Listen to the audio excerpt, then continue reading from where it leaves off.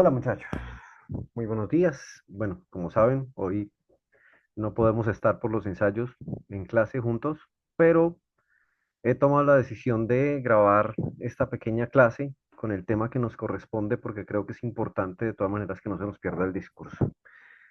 Bien, el tema que nos compete para el día de hoy es el problema de la libertad. Como ya saben, estamos en ética general. Y después de haber visto el problema de la felicidad, pues ahora nos compete hablar del problema de la libertad, un problema bastante grueso, bastante grande en el mundo de la filosofía y para la gente en general, porque creo que es uno de los conceptos más importantes para comprender nuestra existencia. He querido empezar con esta frase. Dice, si la prensa calla, entonces que hablen las murallas. Pareciera que acallar es una de esas formas que encuentran los poderes, muchas veces políticos, o los poderes dominantes, para silenciar lo que pensamos o lo que queremos decir. Pues bien, enfrentémonos entonces al problema de la libertad. ¿Qué es la libertad?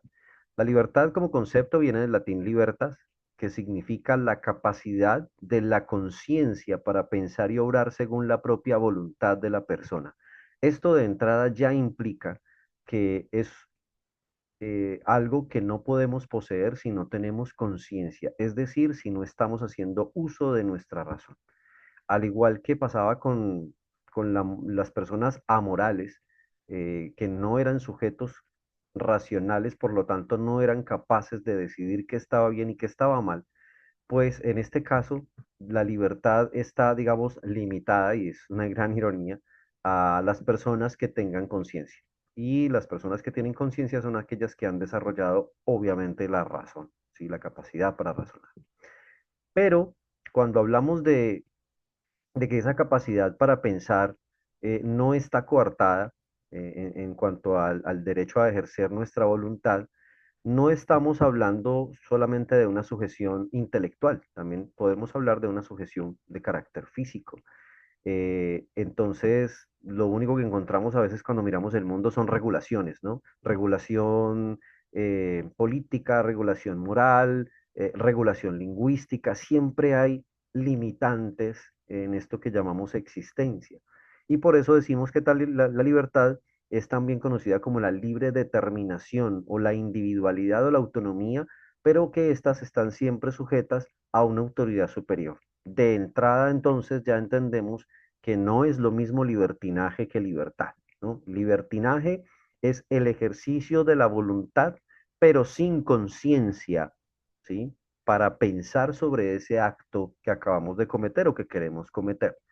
Sabemos entonces que la libertad sí tiene una determinación.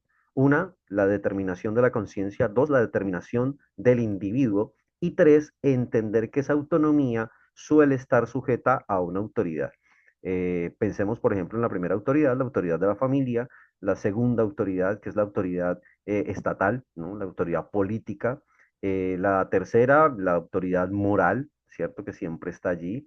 Eh, y a veces, pues, también hablamos de la autoridad teológica, ¿no? Cuando aparece también Dios como nuestra máxima, eh, digamos, moral, nuestra máxima moral, el que determina realmente en nuestra vida cuando somos creyentes de qué está bien y qué está mal. Entendido eso, miremos un poquito hacia atrás. Yo sé que ya habíamos hablado un poquito de las concepciones de los antiguos, pero hablemos a partir del siglo XVIII, que es lo que nos interesa para el caso.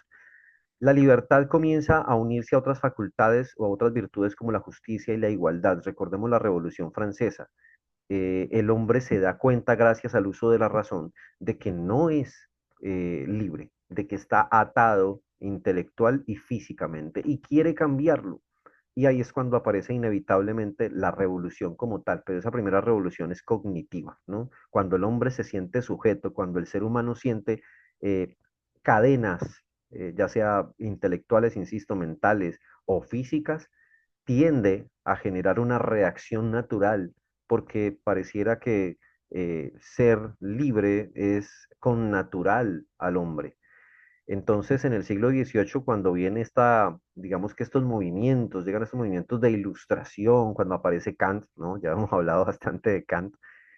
Cuando aparecen los movimientos de ilustración, claro, la gente empieza a darse cuenta que como sujeto existente no tiene por qué estar limitado de la manera en que lo estaba en la época o sea, hasta la época medieval y empezado el siglo XV, XVI y XVII, el hombre estaba determinado, determinado principalmente por las cuestiones políticas y sociales. Entonces empiezan a gestar, a partir de la Revolución Francesa, algunos cambios que fueron acompañados, obviamente, por unas nuevas formas de organización social. Por ejemplo, aparece Thomas Hobbes y Nicolás Maquiavelo y van a proponer nuestros primeros contratos sociales. ¿Para qué? Para que los que detentan el poder no pasen por encima de los individuos o por encima de la sociedad, coartando obviamente las libertades.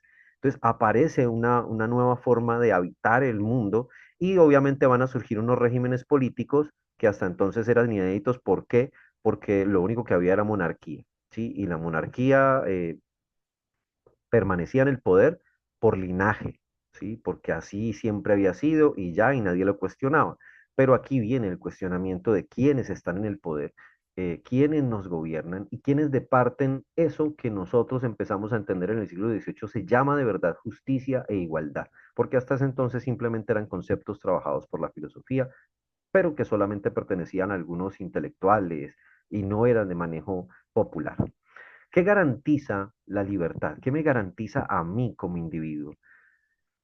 Decimos que un ser no está atado a la voluntad de otros de forma coercitiva, si no está atado a otros, perdón. Decimos que si un ser no está atado a la voluntad de otros de forma coercitiva, es un sujeto libre. Y de forma coercitiva en ambos aspectos, como lo venimos diciendo, en el aspecto intelectual y en el aspecto físico. ¿Qué garantiza entonces la libertad? La libertad garantiza, uno, el respeto por la voluntad individual e implica que cada uno debe hacerse responsable de sus actos. Esto es un gran problema, porque mucha gente quiere ser libre, entre comillas, pero no quiere hacerse cargo de, eh, de la consecuencia de sus acciones, ¿sí? Entonces, lo primero es que la libertad me garantiza respeto por mi individualidad, claro, pero yo como individuo tengo que hacerme responsable de lo que hago con ella, ¿sí? Se conoce como libertinaje entonces a la libertad absoluta, ¿sí? La que obviamente, como decíamos, no tiene racionalidad y tampoco tiene responsabilidad. ¿Esto a qué nos va a llevar a nivel social? Nos lleva a un descontrol social. Imaginen, o sea, una guerra de todos contra todos. Imagínense cada quien haciendo libre de manera total su voluntad, ejerciendo su voluntad, pues nos toparíamos con el otro y tendríamos problemas. Thomas Hobbes, uno de los filósofos del siglo XVII, escribió un libro que se llama El Leviatán. Y en el Leviatán, él propone un contrato social distinto a todo lo que se conocía hasta ese momento. ¿Por qué? Porque él ve una sociedad descontrolada, una sociedad libertina, una sociedad que no tiene unos parámetros ni de conciencia ni de responsabilidad frente a los actos de la voluntad del individuo. Entonces va a proponer frente a ese descontrol social una limitante política, obviamente, pero que le va a garantizar la sobrevivencia a los ciudadanos. Eso ya lo veremos un poco más adelante. Así las cosas, entendemos que la libertad tiene dos vertientes. Es una libertad positiva y hay una libertad negativa. Por favor, no entender en el sentido de, positivo es bueno y negativo malo. No, entendámosla desde otra perspectiva, desde la libertad positiva entendida como libertad ¿para qué? Para ser dueño de tu voluntad. Hay gente que cree, por ejemplo, que manejando eh, este aparato llamado celular, ¿no? Están convencidos de que están ejerciendo su voluntad, ¿no? Yo miro lo que quiero, pero no se dan cuenta en el análisis de la tecnología y de la IA y de todos los que manejan las redes sociales, que realmente tú terminas haciendo lo que otras personas que están detrás del poder y más de los que manejan los medios de información quieren que tú hagas. Entonces, primera libertad positiva, ser dueño de tu voluntad. ¿Realmente eres dueño de los actos voluntarios tuyos o son involuntarios si no te has dado cuenta? Tercero, libertad positiva es la capacidad para autorrealizarse. Yo como persona tengo la posibilidad de ser lo que quiera ser. Voy a ser muy específico en esto. Hay personas que no desarrollan su capacidad de autorrealización porque, porque terminan obedeciendo lo que los poderes deciden por él. Entonces, si tú vas a estudiar, por ejemplo, una carrera que decidió tu familia, pues no te estás autorrealizando. Y tú En libertad positiva tienes derecho de autorrealización. Y finalmente, la libertad positiva también se ve en el ser libre para algo en especial. Yo soy libre para correr, para saltar, para jugar, para divertirme. Soy libre. Ahora, tengo que ser responsable en la medida de en qué momento estoy haciéndolo, con quién estoy haciéndolo, dónde. O sea, tengan en cuenta el cuándo, dónde, el qué, el cómo, el por qué. Ser libre es ser responsable. O sea, yo no puedo ser libre e irresponsable, eso no va, ¿sí? Simplemente no cuadra con el concepto. Y está la libertad negativa. La libertad negativa es cuando ya le permiten, o sea, ejercer su voluntad, pero cuando digo le permiten, es, eh, pensemos en los poderes, pensemos en los poderes familiares. ¿La familia te permite ejercer tu voluntad? Piénsalo por un momento. Socialmente, el Estado, ¿sí? La política y el Estado, ¿te permite ejercer tu voluntad? Por ejemplo, yo sé que hay muchos de ustedes que quisieran ser empresarios, millonarios, no tener una carrera muy larga, dedicarse al trading, qué sé yo, pero pareciera que hay un estamento mucho más grande que ustedes que no le permite ejercer esa voluntad.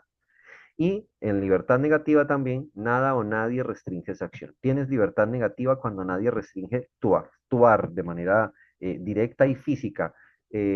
Obviamente cuando alguien lo meten preso, ¿qué es lo que le afecta? ¿La libertad positiva o la negativa? La negativa, muy bien. Es decir, porque están restringiendo tu capacidad para actuar.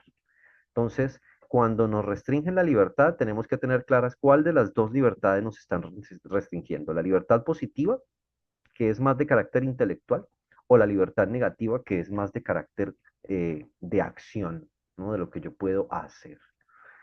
¿Quién formuló esto? Lo formuló Isaiah Berlin, filósofo, sociólogo, personaje muy interesante. Nace en 1909, muere en 1997 y propone entonces la libertad negativa como una ausencia de obstáculos en el camino y la libertad positiva la refiere como una facultad para tomar decisiones que conduzcan a la acción, ¿sí? Eso es como lo más importante. ¿A qué nos lleva tener claridad sobre esa libertad positiva y esa negativa? Nos lleva a que no haya ausencia de coacción. Yo busco no ser coaccionado y obviamente a la par realizo mi autonomía individual. ¿Qué tanto de lo que haces tú realmente lo estás decidiendo tú? Y piénsenlo a nivel general y a nivel individual, a nivel social, a nivel moral.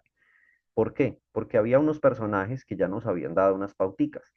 Arthur Schopenhauer que decía, este fue el maestro de Nietzsche, la libertad es la conciencia lanzada a través de la existencia. Yo, en la medida en que me doy cuenta de que existo, en esa medida me hago libre.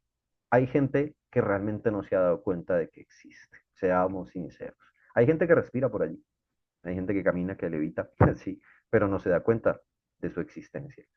A Immanuel Kant, ya saben que decía que la libertad es la facultad para decidir por sí mismo y tomar la serie de cambios necesarios para la autorrealización. Es pensar por sí mismo, según Kant. Y según Nietzsche, el hombre es la criatura más libre que conozco, dice él. Lástima que siempre lo encuentre encadenado, porque a parecer, según Nietzsche, todo nos limita, todo es una invitación a no ser libres. Y por eso, según Jean-Paul Sartre, la libertad se nos vuelve una especie de karma, una especie de problema enorme y nos da crisis, porque cuando nos damos cuenta de todas las limitantes que nos presenta la sociedad, obviamente nos da una crisis terrible. Bueno, esto ya sería cuestiones de la clase, de una clase mucho más larga, ahorita no puedo demorarme mucho, pero ¿cuáles son los factores que ayudan a la búsqueda de la libertad? Veamos estos que me interesan muchísimo. Uno, la ignorancia. Si tú te sumes en la ignorancia, no puedes ser libre. ¿Qué es la ignorancia? Ausencia de conocimiento y consejo para obtener la libertad es abrir horizontes, ¿sí? Pero si tú ignoras, no puedes abrir horizontes, por lo tanto no puedes ser libre. El pececito que está en la pecerita, ¿sí? Que cree que es libre, en la medida en que es ignorante de que está en una pecera, pues realmente no lo es. Dos, un obstáculo enorme que tenemos para ser libres es el miedo. Hablamos de la perturbación emocional producida por la amenaza de un peligro inminente. Cuando sentimos miedo, obviamente se nos coarta la libertad. Otra, aunque esa es más fácil de entender. La otra, que no es tan fácil de entender, pero es fundamental que ustedes lo sepan a esta edad, es la cólera, o la ira, o el enojo, o el coraje. esas emociones y esas pasiones nos limitan la libertad. ¿Por qué? Porque nos limitan la capacidad de conciencia, de comprender lo que estamos haciendo y de hacernos responsables de ello. Cuando uno se llena de ira por ejemplo, le mete la mano a alguien, pum, le metí la mano a Jacobo porque me hizo enojar, en ese momento no estaba haciendo el proceso kantiano de reflexión racional sobre cuáles van a ser las consecuencias de mis actos. Por lo tanto, realmente no estoy actuando en libertad, ¿sí? La otra limitante es la violencia. Históricamente la hemos conocido siempre, que es esa fuerza externa o física o psíquica ante la cual es difícil o imposible resistirse. eh, Cuando te meten a la cárcel, cuando te violentan, cuando hay una guerra, eh, como por ejemplo, pensemos la Segunda Guerra Mundial, simplemente por el hecho de haber nacido judío o tener un color de piel distinta, ya eras condenado y eras violentado. Allí obviamente ya se reconoce la pérdida de la libertad. Y así como en la moralidad, los desajustes psíquicos cuando tenemos problemas mentales, y no necesariamente hablamos de la locura, cuando tenemos, digamos, ciertas afecciones de carácter psíquico, los problemas, no crean, los problemas de aprendizaje, digamos, trastornos como los TOC, por ejemplo, los trastornos obsesivos compulsivos, son cositas que de alguna manera limitan nuestra capacidad para ser libre o la debilitan, ya que la persona de alguna manera se siente amarrada a un patrón de conducta. Por ejemplo, cuando tienes depresión, ¿sí? Tú no puedes decir que eres libre y estar deprimido a la vez, porque esa depresión, que es un mecanismo de defensa que tiene la psiquis frente a ciertas situaciones, pues prácticamente determina lo que tu yo va a hacer en el mundo. Por tanto, no estás actuando en libertad. Bien, eso es como más o menos lo que quería compartirles el día de hoy con respecto al problema de la libertad. Ahora, el trabajo del resto de la clase es la conferencia que les mando. Les mando una pequeña conferencia, nuevamente es una hoja por lado y lado, y al final tendrán que responder algunas preguntitas.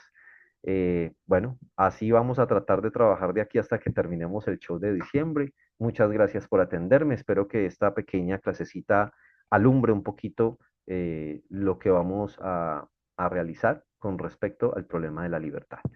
Muchísimas gracias, muchachos. Que tengan un excelente día y a trabajar.